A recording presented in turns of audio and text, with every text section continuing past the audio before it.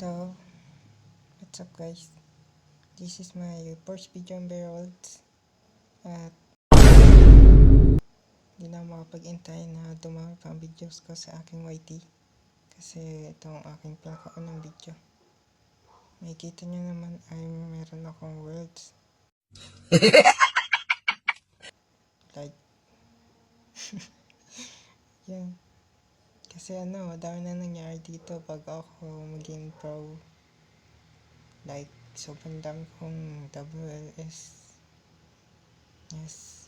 Then, pupunta tayo back kung paano ang itsura ng noobs. Diba po, galing kayo sa tutorial world. Like this. Yan. Pupunta kayo dyan pag newbie pa kayo, kaya gumawa kayo ng new account. Tapos, yan, may lumabas sa browser.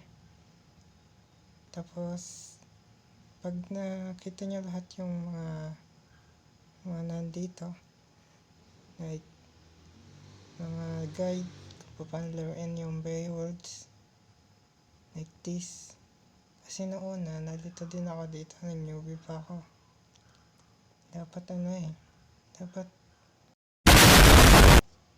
sa newbie world agad, sa may dirt world na random para maayos ang start ng mga newbies.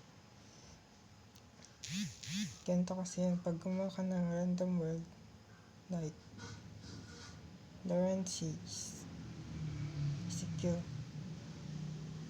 pupunta ka sa random dirt world tapos walang word locks na ganito. Yan. Kasi pag nilock mo yung world mo na may word lock, hindi na pwede mo yan masira ng ibang tao, ikaw lang. Tapos, kailangan pag newbie ka, sirain mo yung mga dirt hanggang sa magkaroon ka ng XP level. Then, yun.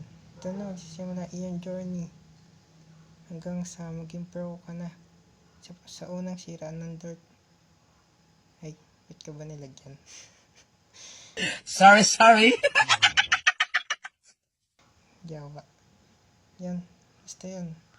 Yun ang aking nasa first video. Sana naunawaan nyo ang aking sinasabi.